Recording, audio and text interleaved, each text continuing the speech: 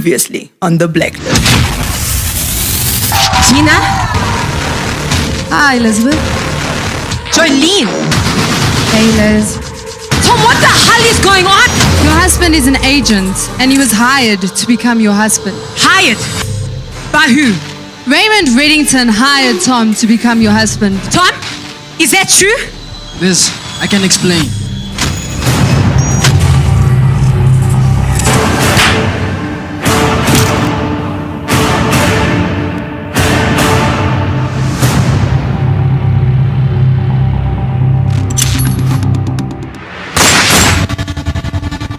What the hell's going on here?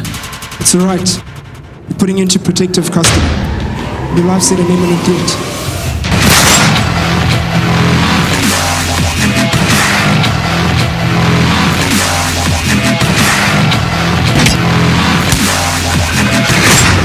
Don't have to explain what happens next now, Red, do I? Open the box or Demby dies.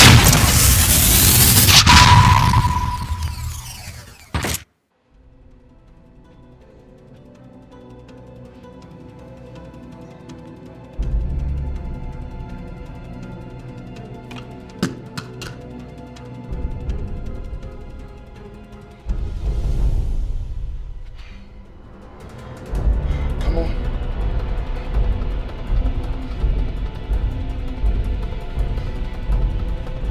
Yes.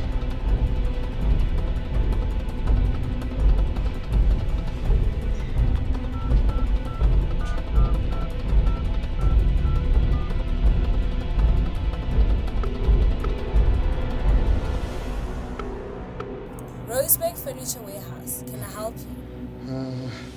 Hatchling 5991. I got signal, but I just need a dispatch code. The cavalry is on their way. You're about to get kicked off this planet, pal. I'll drop you before you even get one shot at that gun.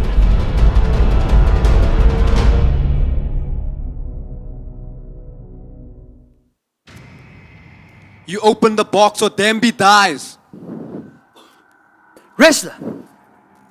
Wrestler! Well, I'm gonna kill him now, Red, aren't I? Wrestler! Open the box!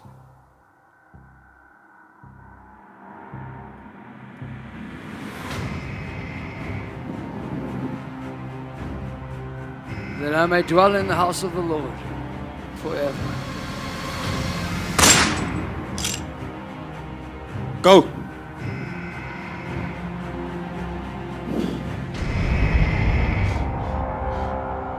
Oh my gosh. I just killed him. Ram, we need to leave now. Ram, listen to me. We need to leave now. Hold it.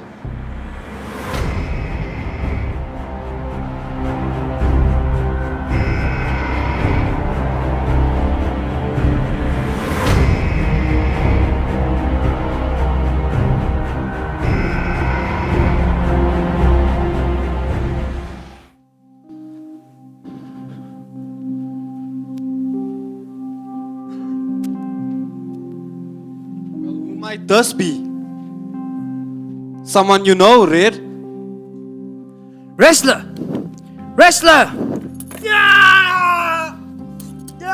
Please. Wrestler, I need you to focus. I need the code for the box. What code? The code for the box. It's Romeo. Code is Romeo. ROMEO. Romeo.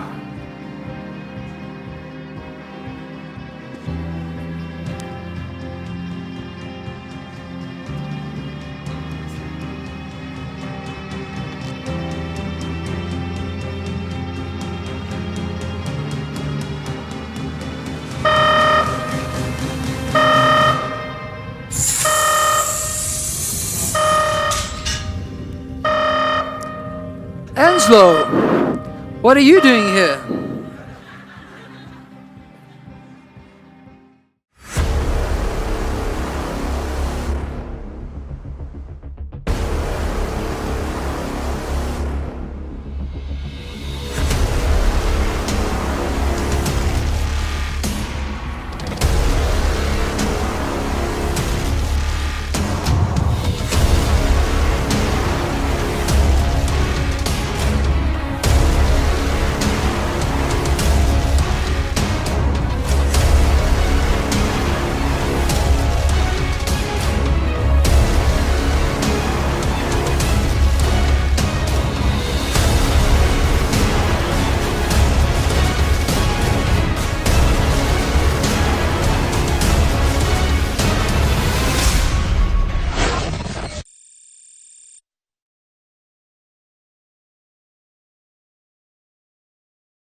Good afternoon, active youth.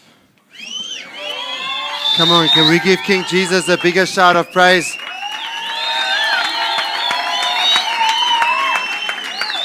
I want to just quickly recap what we've been looking at the whole year in the minor events. And obviously we've had Raymond Reddington going through all of his stuff. And we've been looking at the series that we did in church last year called The Dream Team. And the series starts off with the thought that where there is a team, there is conquest. And so if you want to conquer in life, you've got to learn how to build a team. And the other thing that you've got to understand is that you don't have a team without a dream. But the thing is, which dream are you living for? You see, if you're living for your own dream, you're living for a small dream. If you're living for God's dream, you're living for a big dream. And God's dream is this in Ephesians 3 verse 20. God is able to do super abundantly, far over and above all that we dare ask or think, infinitely beyond our highest prayers, desires, thoughts, hopes, or dreams. And so, it doesn't matter how big your dream is. In comparison to God, the dream that God's got for your life, your dream is small.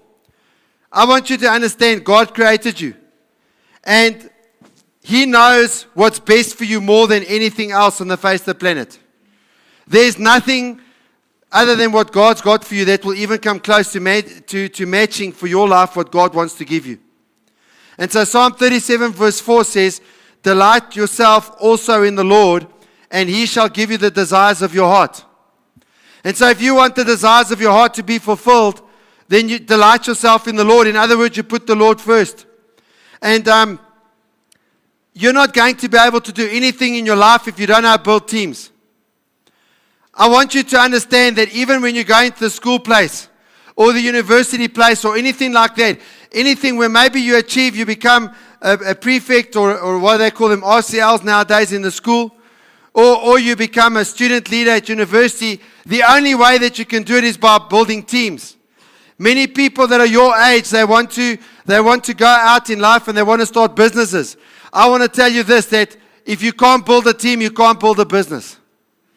It doesn't matter if you want to be married. And I know many of you look at the girls and you just want a hot one for yourself. Or you look at the guys for the girls and you just want a hot one for yourself. But the thing is, unless you know how to build a team, unless you know how to build a dream team, that marriage will suck. It doesn't matter where you go in life, even with your kids. One day when you have children, unless you know how to build a team, your relationship with your kids will suck. Listen, I'm telling you now, I sit down with kids who hate their parents, parents who've got kids that hate them, maybe hate their kids. I sit down with broken families all the time. Unless you build teams, you're not going to get your desires fulfilled. The God dream only comes with a team. Tell the person next to you and say, hey, where there's a team, there is conquest. Now, if you want to build a team, and even if your team is marriage, and I want you all to look at me. Many of you are too young to date, but you date anyway. Okay, for some of you, for the vast majority of you sitting here, the only thing that you should know in terms of the word date is what the date is on the calendar. You understand what I'm saying? But now you actually think, no, that applies to everyone else. But no, we are like soulmates. Like we just like work out. You understand what I'm saying? We just like connect, Pastor. You don't understand. So we're not going to listen to you and we're going to date. And what happens when you date and you're too young? You go and you mate.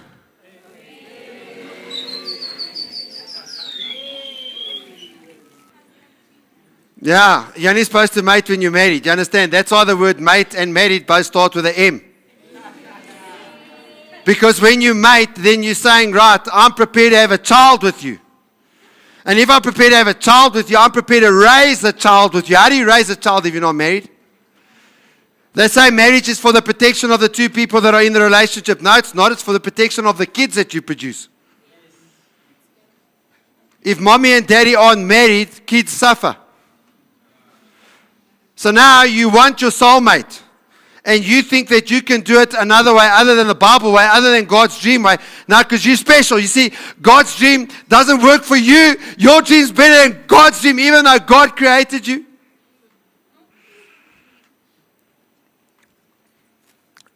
Well, for some of you, you've tried that. And there's damage on your hearts and there's scars in your soul. He was so hot, but he was such a jerk. She was so beautiful. Those legs were so silky. But next thing, she used those legs to walk on right out of your life. And you watch those silky legs walk down the pavement out of your life to handsome Harry down the road who's better looking than you, got bigger muscles than you, and he has a car. So handsome Harry with his car dumped you with your taxi.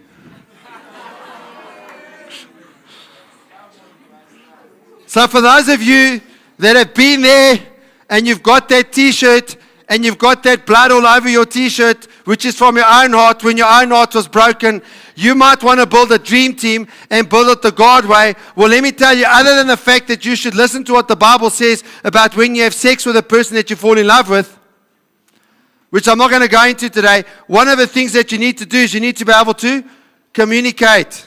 Tell the person next to you, hey, you need to be able to communicate. And so if you look at communication, the first thing you know about communication is that for you to have proper communication, you have to be understood. And if you're not understood, you're the problem. Tell the person next to you, say, you're the problem. No, say, hey, you're the problem. In fact, now you can rephrase it, say, hey, I told you you were the problem. If you're looking in the mirror and you're crying and you're saying, no one understands me, no one gets me, I'm just so misunderstood, guess what? You're looking in the mirror at what the problem is. It's not the people around you, you're the problem. Tell the person next to you, hey, it's your job to be understood.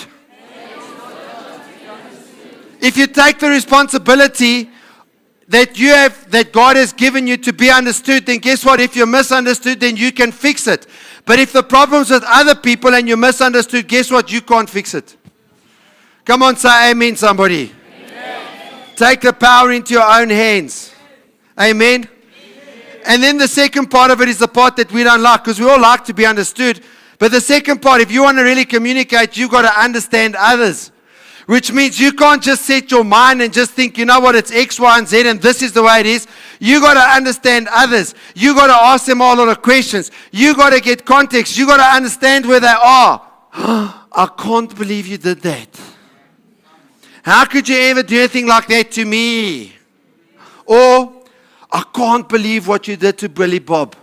I would never do something like that to anyone. I can't. The lows that you've just gone to are so low, they're even lower than the word low. You're telling the people, you know, because you haven't gotten context, and even if they've made a mistake, you haven't found out why they made the mistake, and all you do is every time you see them, you look at them, you go, how low can you go? How low can you go? How low can you? And that's all you ever say to them. They see you, they're walking in the park, and you walk past them in the park, and the next thing you say to them, how low can you go? How low can you go? Because you don't have context. You don't have context. Why should I apologize to you? How low can you go? How low can you go? And then people get married like that, and then they wonder why their husband or their wife absolutely and utterly hates their guts. You're dating someone for 3 weeks, and now you wonder why they dump you. Because you judged them and told them, how low can you go? How could you do that to me? I'm so perfect, me. How could you do that to me? I'd never do that to you. So if you want to communicate, you got to understand others. And then you got to communicate your heart. If you really want to communicate, what's in your heart has to come out. If what you're communicating isn't what's in your heart, the person you're trying to communicate to is going to get confused. You know what? If someone comes out to me and says, you know what, Gavin? I honor you, man. I think you're just fantastic. I think your preaching is like so awesome. But you know, if their heart is saying something else, although they're saying this to me with their mouths, I just get this feeling in this sense, something else is going on here, if you understand what I'm saying. Have you ever noticed sometimes people come and say, it's so awesome to see you, Vicky. I'm so happy to see you, Vicky. High five, low five, small five, any five. Let me give you a kiss.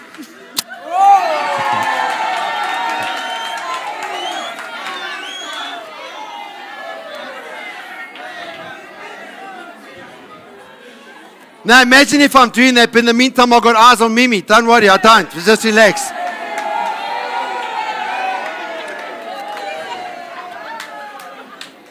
But the only reason that I'm doing that is because Vicky's friends with Mimi. So I become friends with Vusi because he's sitting next to her. But I'm actually gunning for his chair. Everyone's going, oh no, why? Is that because it's me? Because that's what many of you do.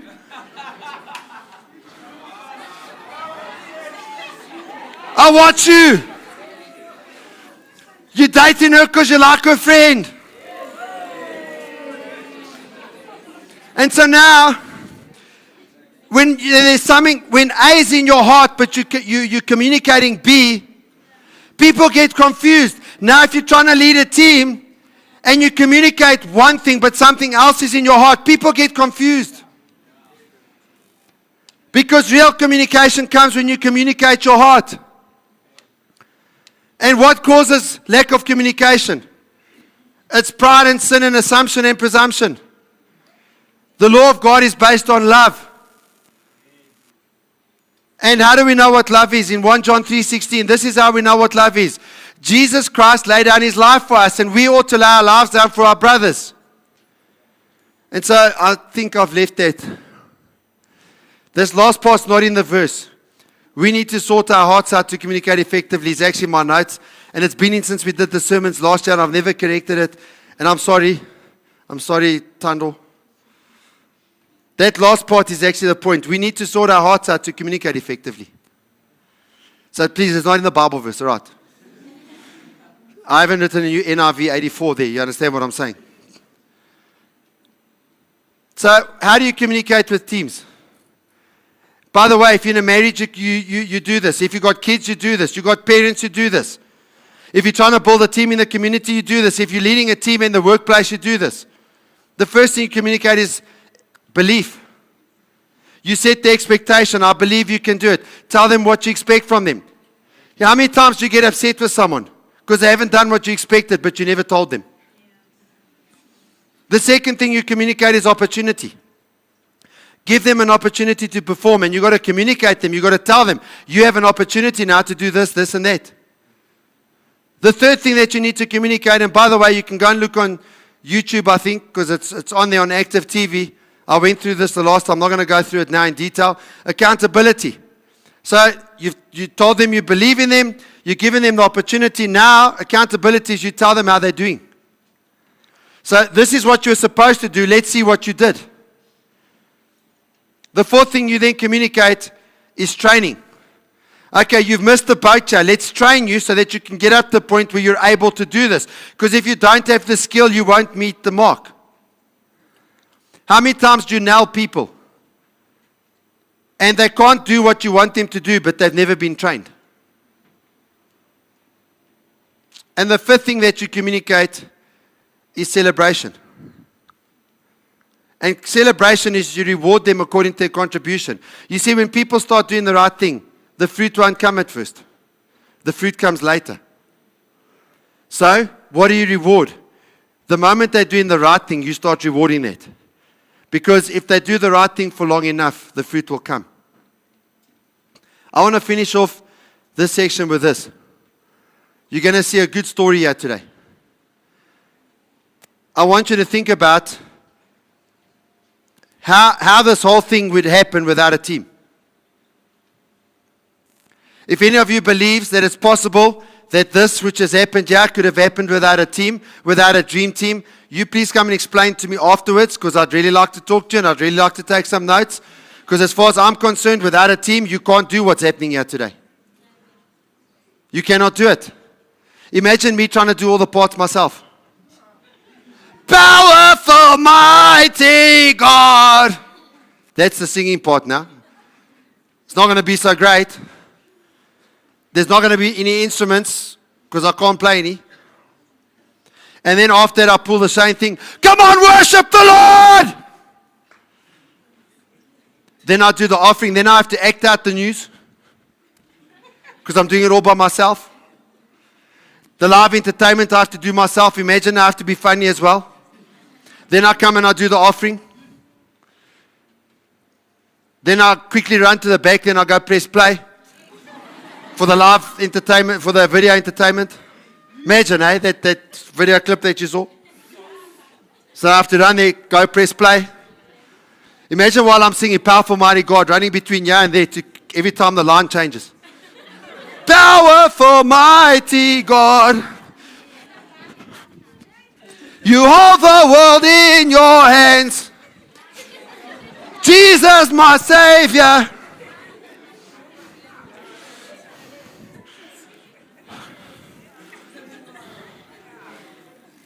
You understand what I'm saying? You can't do this without a team. And God deals in the language of dreams. I want to challenge you to this. Where you are right now, whether you're in school, university, some of you may be working already. God wants you to change where you are. And how do you change where you are? By building teams, dream teams. God wants to use every single one of you to do that. You're not just a person sitting here in a room on a Saturday afternoon at Active Youth Project 1000. As you're sitting here, you might have camera shots of you. Hey, just look interested. You understand what I'm saying? People are watching you on YouTube right now. You understand? Come on, say amen, somebody. Amen. Tell them, I'm going to look like the best Christian. Tell the person next to you, I'm going to look like the best Christian in this talk. Now, come on, I want you to say it with passion. Say, no, really, I'm going to look like the best Christian in this talk. Amen. Here's the thing. I want all of you to look at me. I want to challenge you with this. God wants to use every single one of you because there are many people who live in this nation. There are like officially around 60 million. Officially. That's if the official stats are right. To change that many people, God will only work through you. I want you to understand, in the next 10, 15 years, if you'll give your life to God, and you'll give your life to His dream, things will happen through you that you never believed possible today. And ladies, if you'll give your life to God, and you'll give your life over to His dream, in the next 10 or 15 years, every one of you will walk down that aisle in a white dress. You'll come up onto the stage. There'll be a handsome hunk standing here with a tuxedo on. And he'll say, I do to you. And he'll be a man of God. A flippin' hot man of God. But a man of God nonetheless. All right, and all the guys who are believing for God to give them a dream, beautiful wife that's part of their dream team, give the Lord the biggest shout of praise right now. Amen. And all the ladies who are believing for a dream husband to form a dream team with, give the Lord the biggest shout of praise right now.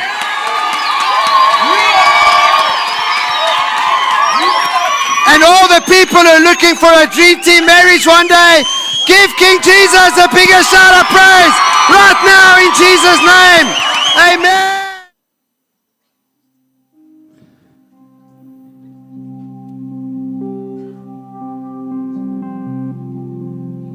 Well, who might this be? Someone you know, Red? Wrestler. Wrestler. Yeah! Please. Yeah. Donald, I need you to focus. I need the code now What code? to open the box. My arm. Donald, I need the code now. Don't give him the code, wrestler. That's an order. Last chance, Red. Wrestler! Oh, come on! They have an open signal out. In about 5 minutes, an SAPI assault will retake the building. Get up now. Give me You your might phone. survive.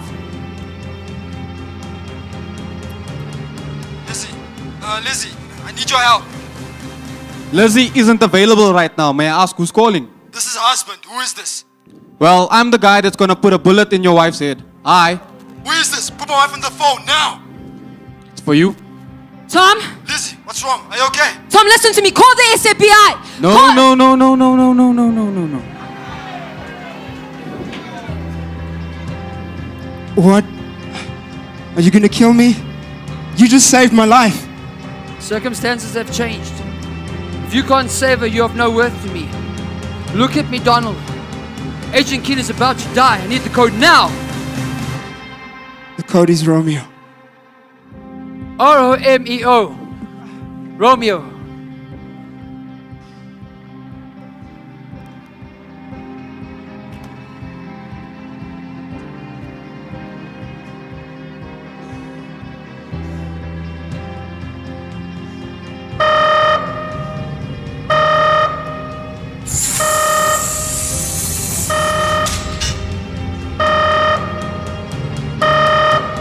Anslo, what are you doing here?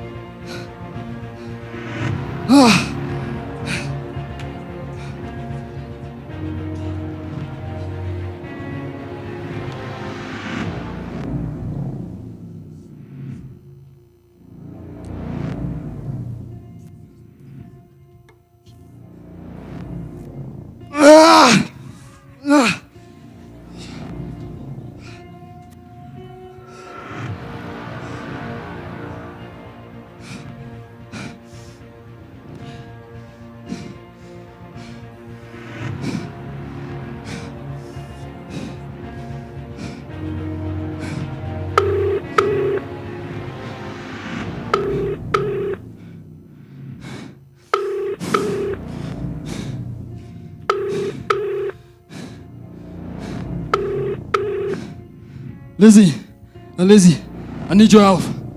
Lizzie isn't available right now. May I ask who's calling? This is her husband. Who the hell is this?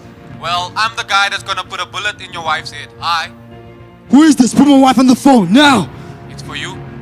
Tom? Lizzie, what's going on? Are you okay? Tom, listen to me. Call the SAPI. Call the SAPI. No, no, no, no, no, no, no, no. Lizzie, hello.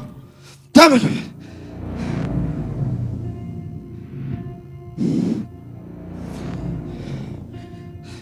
Hello. I'm phoning on behalf of my wife. She's been held hostage at work. She works for you. She's an agent.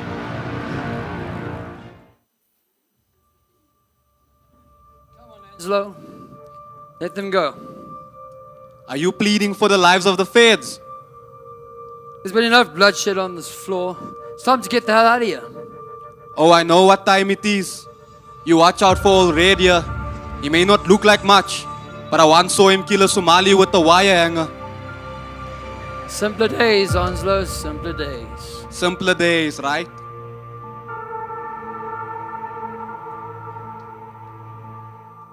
All right, everyone on the ground. Now. Coward. Knees.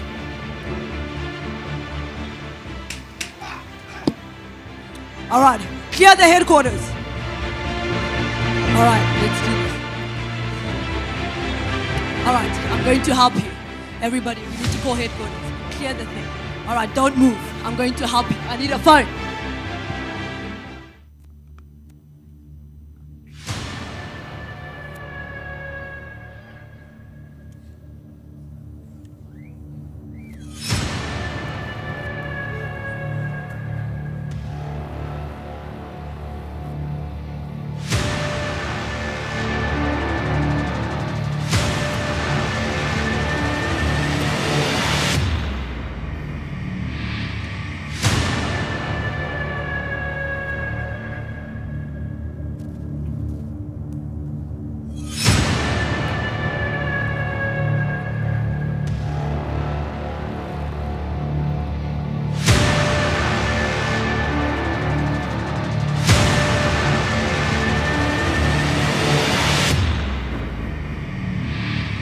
Oh, this shall be fun. The girl, the agent. I want to know who she is. You came out of the box for her. Traded your life for hers. Red Reddington placing somebody else's life ahead of his own. What makes her so special?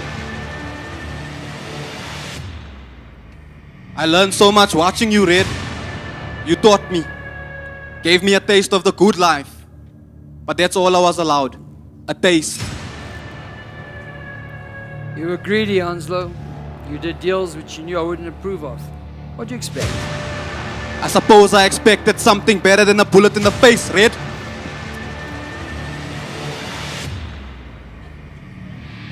As with everything involving you, things are more complicated than they appear. If I could, I would end this right now. Give you the horrifying death you so deserve. Then do it. When it's time. You see, sadly this isn't my surprise party. I'm merely the hired help. My job was to get you to the venue. While I would pay a high price to silence you forever, others have paid a higher price to hear what you have to say. Please. Anesthesia blocks the impulses to the brain so that one does not feel the sensation of pain. The drug the kind doctor's giving you does the opposite. When he's finished, the feeling of a breeze wafting against your skin will be enough to make you beg me to kill you.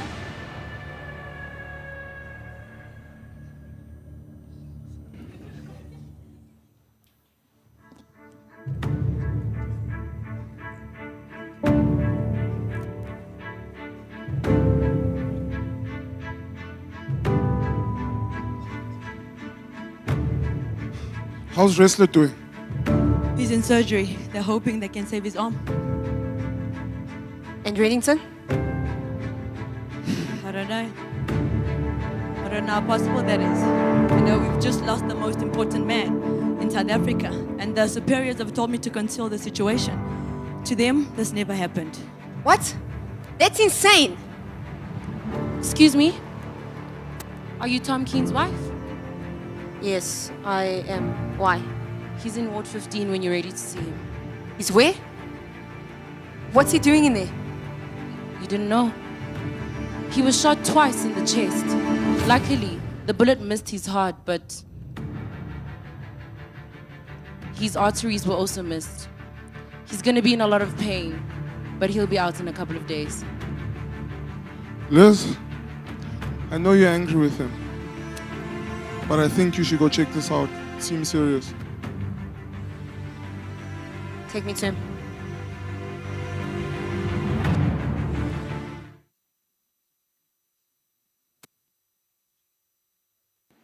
Am I on now? Now I'm on.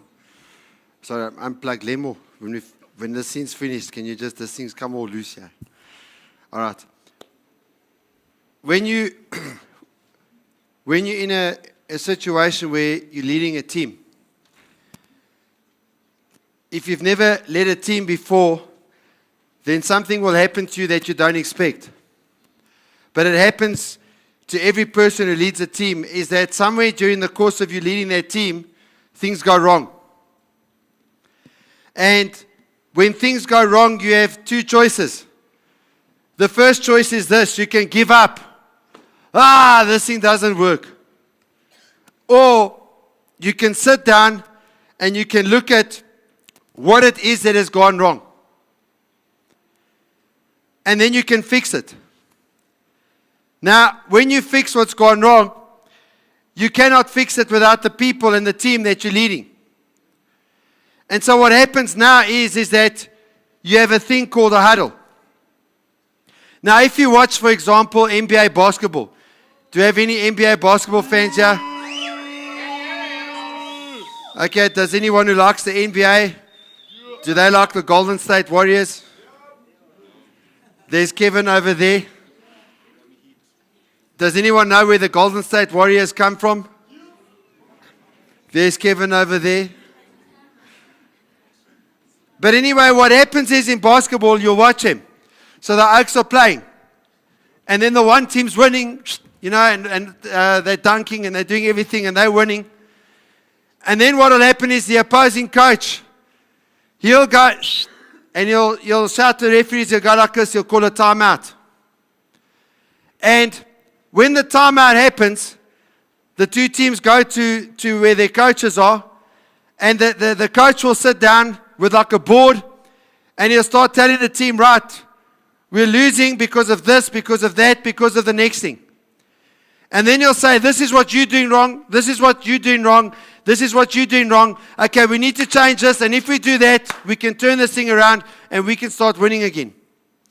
And then at the end, they'll all put their hands in the middle. 1, 2, 3, 4, Warriors! You understand what I'm saying? And then the guys go back on the court, and now they're ready.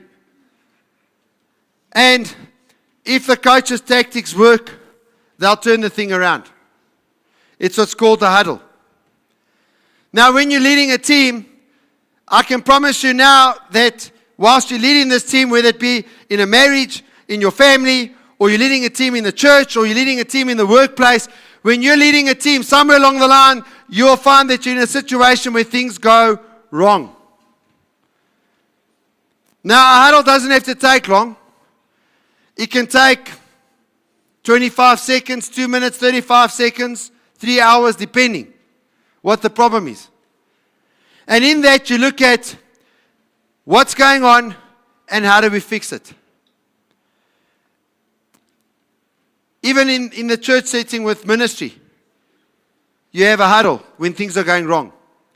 Now, what I want you to realize, it's a huddle and not a cuddle. You know what a cuddle is? Oh, Brian, everything's like so wrong. Let's just sit down here, like it's so terrible. And then we sit and we talk. Brian, it's like, it's terrible, eh? Yes, it's terrible. Remember the good old days? It used to be so good. Do you remember it was like so awesome? Do you remember when we did the minor events twice? Now we're just stuck with Blacklist, you understand? And he's got Shane with his hat there all the time, and he thinks he's so clever, even when he's hanging off it. It's just not the same. It's just not the same. That's a cuddle. That's what you guys do. When things go wrong in many of your lives, you go find other people who've had the same thing go wrong in their lives, and then you sit, and many times it's, after church in the car park. Now, some of you are going to be doing this at 6 o'clock. You know what? I was dating Sue. I was like, now check. She dumped me for Shane. Can you believe it? I mean, he's so much shorter than me. Why would she dump me for him? I don't understand it. And Shane is like so disloyal. I thought he was my friend. Maybe some of you will say it in Zulu. Maybe like Latoya, some of you say in Afrikaans. But that's what you do. You get into a cuddle. You find people that have the same problem you do, and then you commiserate. And you gossip about Shane, who stole Sue, even though he's so much shorter than you. You can't understand why would Shane dump you. Why would Sue dump you for Shane?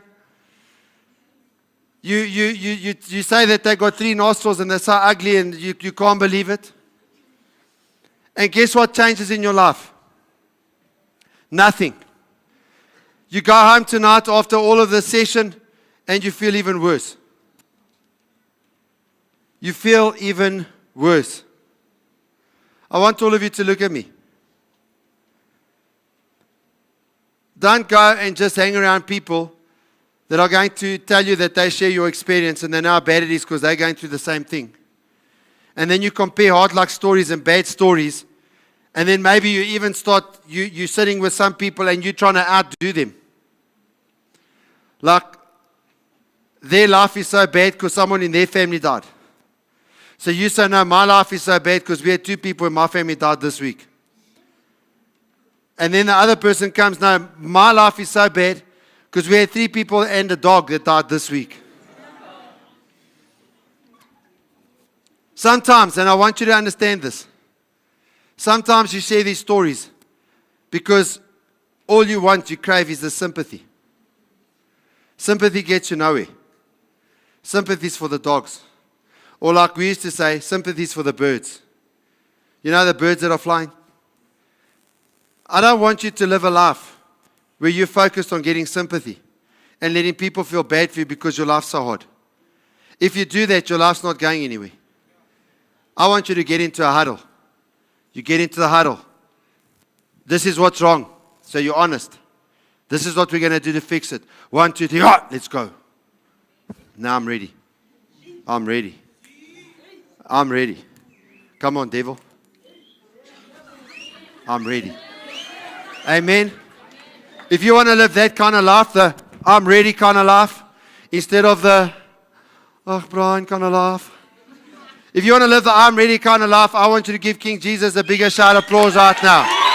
Because he can. 210/145.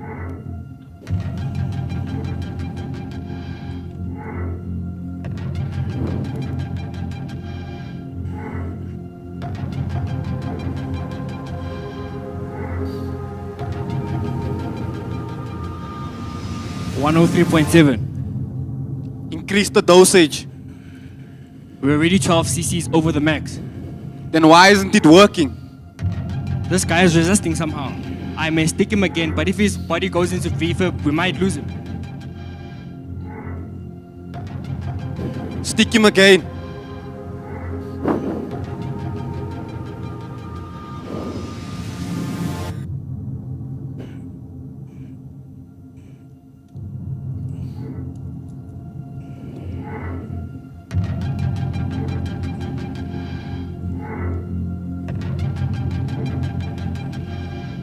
I think we're about ready here. It's about time.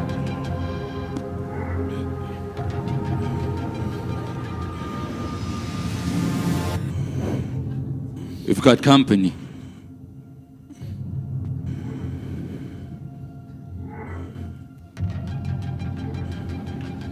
How are we doing? He's ready for...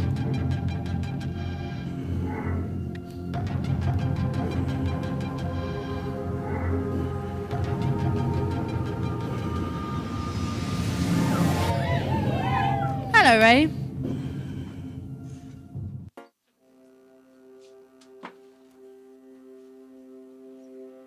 Thank you. Hey, What happened? Gina shot me.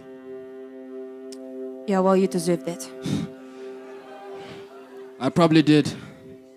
What happened? Are you okay? Who was the guy? He was... You know, it doesn't matter. I'm fine. He's gone.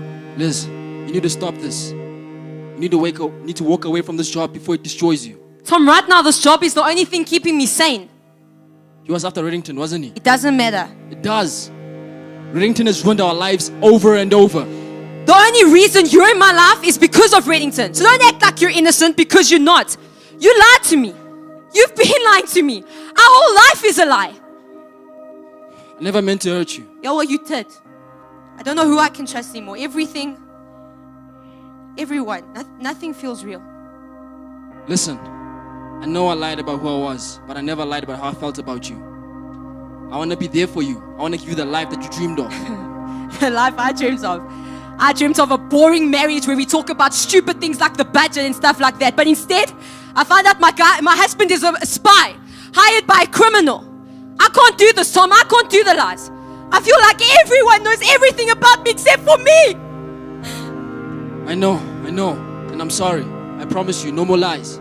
You know how many times you told me you weren't lying when you were? The passport, Gina, Jolene, the gun. I can't do this right Elizabeth, Elizabeth, please. All right, that's enough. Let him down. Give him a chair.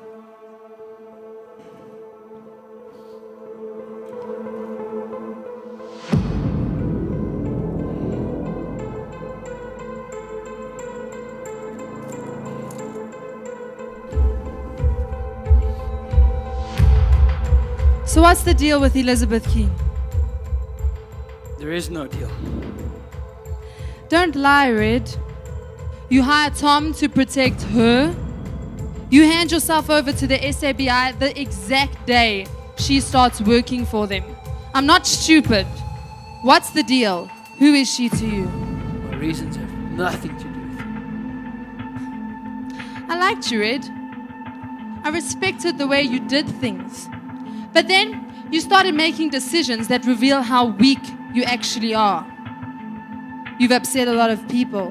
And ever since your little partnership with the SABI, criminals have started dying. The freelancer, Wu Jing, Stewmaker, Korea, Farron Barnes, all dead. Just know that whatever your plan is, we're watching you. And every time you step out of line, we will take something from you. You took everything from me. Now, I'm gonna take everything from you.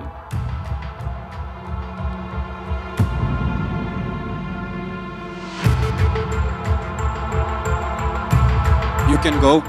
I'll take care of Reddington. No. We had a deal. You promised. I know what I promised. But if you kill him, it might backfire on all of us. With all due respect, that's not my problem. Excuse me? I lost a lot of men today. A couple of good ones. You had your turn. Now it's mine. Touch him. And you'll wish you chose to be a cleaner in a public toilet instead of a criminal.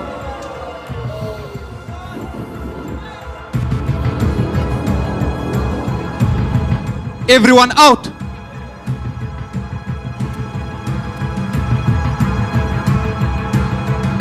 Just me and you, Red.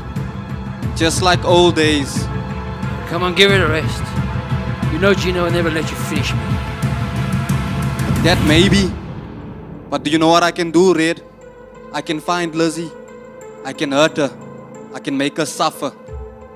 And then I can kill her. Sometimes you just have to take what you can in this world, Red.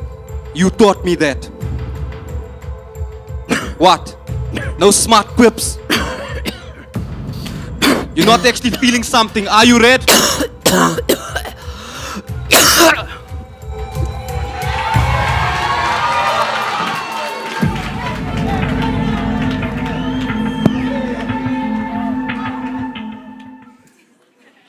I thought they were going down. Next thing, the chair's legs are bending and everything. Oh my word. That was a bit too real. I knew it was coming and even I got scared. You know what I'm saying? All right. I want you to think about what you've seen here. And I want you to think about all the lies, all the deception, all of the insults. And in the story, you see teams that are not dream teams. And what I want you to realize is that in terms of all of us, if we are building teams in our own strength, this is how our relationships are. You can't trust anyone. I mean, even if you look at poor old Anslo Garrick over here, he gets promised that if he captures Raymond Reddington and then gets him ready for Gina, and she talks to him that he's gonna be able to get his revenge on Raymond Reddington. But you know, if your motive in life is for revenge, you'll find out that you're going to be let down. You'll discover that you end up in a position whereby promises will be broken. And it doesn't matter what kind of relationship you get into, that's what will go on in terms of all of your lives. Now, what I want you to realize is that when you start building a team, for the dream of God. The same devil that's in many of the people that are in the story. That same devil's in all of you. And I want you to just imagine, and I want you all to look at me. Imagine now for a second you're Elizabeth Keane. Think of all of the voices that are speaking to her. And all of these voices that are speaking to her are giving contradictory advice. The one person says this, the other person says that, and you can't do what both of them say because they're the opposite. And I wonder, as you're sitting here, how many of you, if you're honest about it, that's your life? You get all of these contradictory bits of information. Your parents tell you to do this. Your teachers tell you to do this. Your friends tell you to do this. Then you come to church and we tell you to do this. Now the thing is that unless Elizabeth Keane finds God, she's not going to know where to go or what to do. When you start following the dream of God, the devil's coming against you. He's coming against you with all sorts of lies. He comes against your team that you're building. And so things go wrong because things go wrong in people's minds. And when things go wrong in people's minds, that's when you pull together a huddle. And what's the first thing that you do in the huddle? You refocus. You refocus and you say, guys, we're losing. This is what we were supposed to do. Let's refocus on the game plan. Let's refocus on that which we were supposed to do. Let's get back to basics. I want you to realize that many of you, your life's a mess in many areas, and what you have to do is you have to get back to basics. That's why, for instance, you come to a cell group. A cell group is a time when you sit there and you're able to get back to basics. And sometimes just a few little words and a few little reminders, and you can get back to that which was going well. Once you've refocused, you now get where there's a transfer of information. So in the sport, in that example, the coach will say, why aren't you doing this? We told you, cover number 6, cover him. And then the coach gives that information. There's that transfer of information. And then the coach has the opportunity to receive some information. And the guy says, I'm trying to cover him, but he's too fast for me. He's too quick. Every time I'm trying to cover, whoop, he's gone, he's not there. And you know, sometimes in your life, maybe even you're in a dating relationship, and the thing's going wrong. And so we have a huddle. And then I say, yeah, but you know, you're doing X, Y, and Z wrong. You know, this is what we said you must do in this relationship. And then the guy says, I'm trying to do that. But when I'm trying to do that, she does this. And then I don't get it right. There's an exchange of information, a transfer of information. And then, once this transfer of information has happened, there's an opportunity to make personnel changes. Okay, let's take you off number 6. You go on number 5. You go into number 6. Because you're quicker. And because you're quicker, you'd be able to stop him. Sometimes, and I want you all to look at me. I know it's been for years. The rumors about The Office. And those rumors still abound about The Office. In fact, just in the last 7 days, I was in a meeting with someone, and then they came out and they said, in fact, there was 2 people, both girls. All these things they heard about The Office. And it's actually quite nice. Because you get some advice, and because of the advice you got, you now feel better about life. And so what happens when you come to The Office? It's an opportunity to make personnel changes. Sometimes when you're leading a team, you need to make some personnel changes. Once upon a time, and I want all of you to look at me. I need to tell you this. We were arranging the Easter camp. It was the 2nd or 3rd camp we were arranging. And Shane was in charge of the finances. Remember that, Shane? And things were going horribly wrong.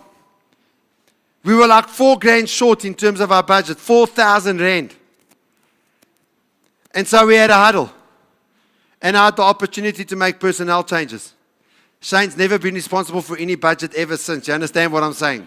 Because number 6 is just too fast for him. You understand what I'm saying? So you make personnel changes. You see, Shane's fantastic with youth. But don't give him the church budget. Shane's even fantastic with older people. You know, he can disciple them. He can preach the hind leg of a donkey. He can make jokes and you can be laughing for days. Shane tells you about a movie and you've seen the whole movie. You don't need to go watch it. You don't worry about paying New Metro because you've seen the whole movie.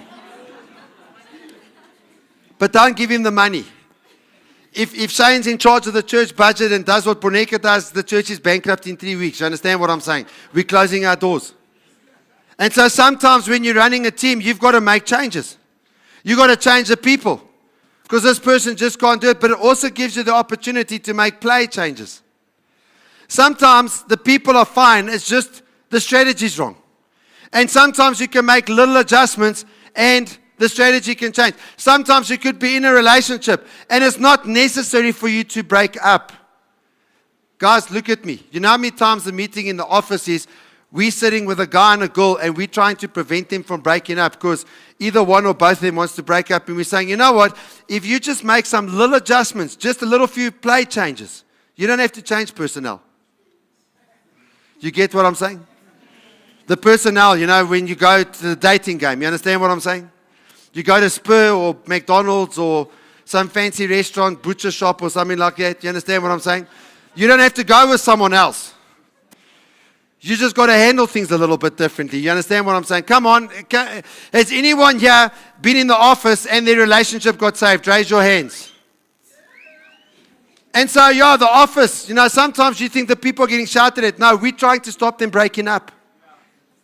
And some of you going around, you're saying, yeah, you go to the office and they just break you up. No. Sometimes we're trying to keep you together. Sometimes you don't need to change personnel. You just need to make some play changes. So in other words, Louis, when you're getting into the quantum, open the door for Tizan.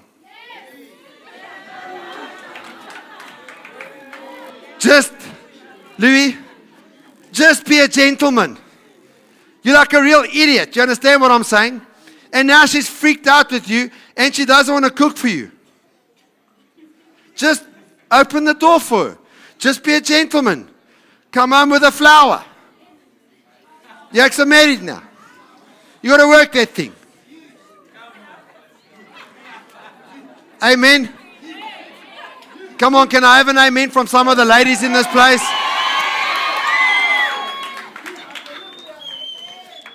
And the other thing about the huddle, and Tabiso must not listen to this one. It's a time to rest. Tabiso needs to rest from resting. Tabiso rests the whole time. Him and Prince over there, they just rest all the time. Sometimes you need to rest from resting. You understand what I'm saying? And I'm not talking about like a rest, you know, that you take the rest of your life to rest. Sometimes it could be as little as 30 seconds. Sometimes it could be a good night's sleep. But in the huddle, it gives the team a chance just to smell the flowers. Guys, we're still in this. We're still in this to win, aren't we? Come, let's go. We're still in this to win. Come, guys. You know, sometimes when you're under pressure, that's all you need to turn this thing around. Sometimes, and I want you all to look at me and listen to it very, very carefully. There's a lot of pressure going on here in the story. But you notice there's not a lot of turning to God. The pressure is going to get worse here. But it doesn't have to get worse in your life. Sometimes just a little rest, spending a little time with God. And He heals everything on the inside. And you thought that doing your quiet time was a chore. Sometimes if you don't have a quiet time, you won't survive. Maybe not, you won't die physically, but your emotions won't survive. You'll tank. And you'll swear at someone you love and they'll never come back. Some of you have sworn at people you love and they never come back. Amen? Come on, some of you at the back there, I know some of you. I'm checking some of you. I can see by your attitude. You swore at someone you loved and they never came back. Am I wrong? Fundo, am I wrong? Even if Fundo, if in Fundo, it's all of you. Come on, admit it there at the back there. Come on, admit it. Even you, Tevin, admit it. Come on, admit it. Sometimes you swore at someone and they never came back. Then you can pray before you swear at them. And just a little time of rest and the pressure goes. You understand what I'm saying? Do you believe that Jesus can take the pressure off your life? Come on, I said, do you believe that Jesus can take the pressure off your life? Amen.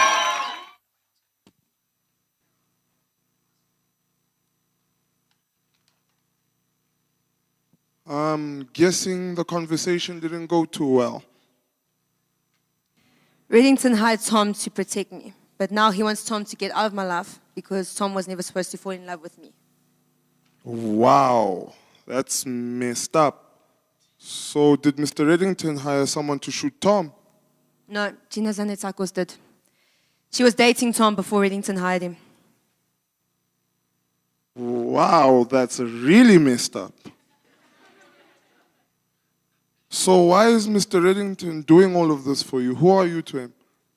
I don't know. I'm so tired of being lied to. We found Anslo. In Reddington?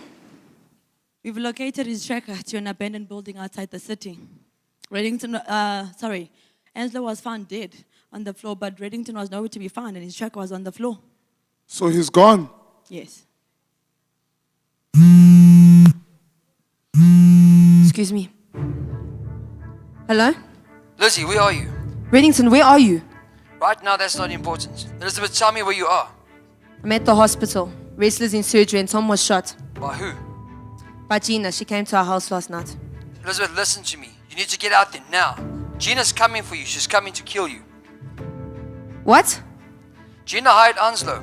She knows about the blacklist. She wanted answers and didn't give any. Now she'll do anything to get back at me. She's coming for you. That was Reddington. He said Gina's coming here to kill me. Tom, we need to get out of here now. Why? What's wrong? Gina's coming here. Too late. I'm really sorry, Liz. This isn't personal. Oh, actually, it is. Answer it. Give it to me. Lizzie? No, you're too late, Red. Gina, if you do anything to Elizabeth, I'll kill you. Now's not the time to threaten me, or I will pull the trigger. If you want to keep Elizabeth alive, I suggest you try another tactic. Well, how about this? Turn around. Drop the gun. If I don't, I'll kill you. and if I do, I might kill you. you're bluffing. No, darling. You threaten Elizabeth, you threaten me. You shoot me, I shoot her, darling. Really, Gina, this is childish. How about a game of Russian roulette instead? Far more sophisticated. There's nothing sophisticated about you, Red. I can say the same about you, Gina. Step away from my wife. You shoot me, the bullet goes straight through me and into her. I said, step away from my wife.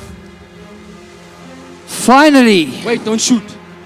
Oh, who has a conscience Shut now? up. I'm trying to save you. Gina, Excuse me? walk away and we'll let you live. Excuse me? Gina, leave Liz alone and walk away now. But if you ever come after Liz again, I will give you the slow, painful death you deserve. Understood? Yeah, whatever.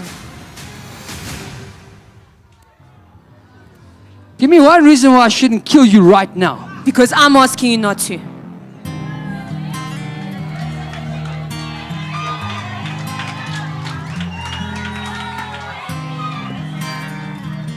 Liz, I'm sorry, and I love you.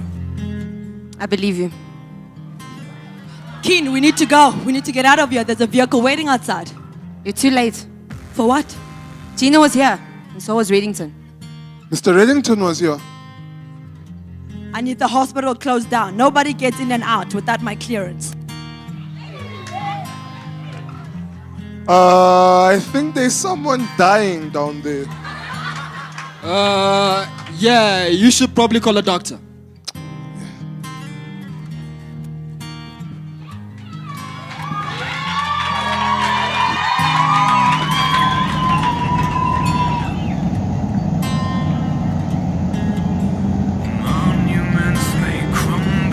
What if Gina goes after Elizabeth again? She won't. What makes you so sure? Because I have a plan.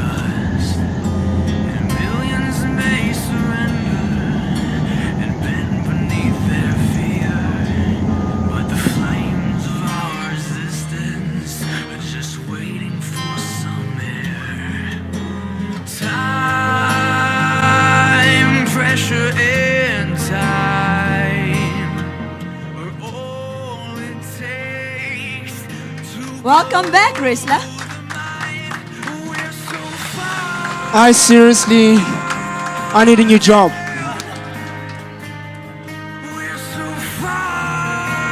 Welcome back.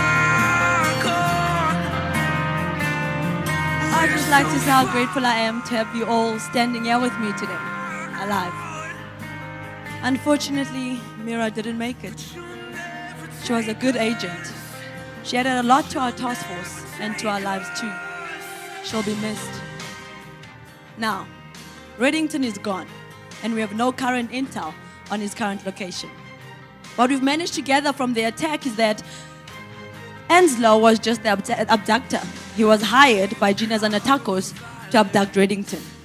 Now, Keen has informed us that Gina knows about Reddington's blacklist and to want to find out more about it. She's willing to even go to the extent of killing Agent King. Now, our number one goal is to protect one another. We have to stop Gina before anything worse happens. And another thing we need to do, on our blacklist, the number one name that we need to find is Raymond Reddington.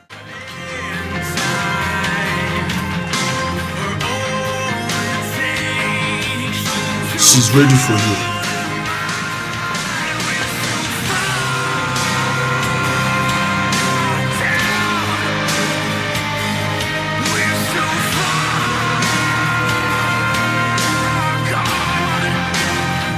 If you go anywhere near Elizabeth again, if you even think of her, I'll hunt you down and kill you. You have a nice day.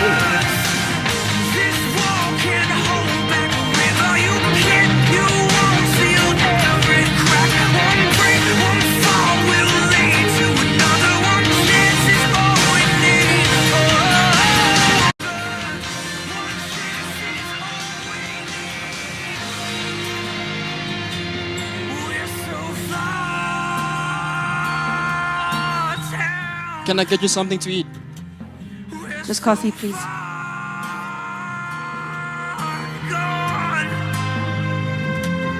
We're so far down. We're so far gone. We're so far out.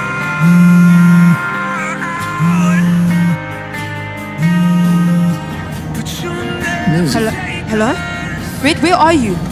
Gone for a short while. Lizzie, I want you to know, wherever I am, whatever I'm doing, if you need me, I'm here for you. Task Force Cooper, they're searching for you. What do I tell them? Nothing. This is personal, not business. I need to go. Wait, I have one question, please. It's about my father. What about your father?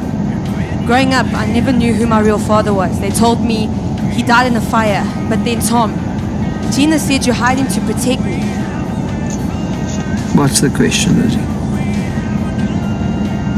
Why did you come into my life?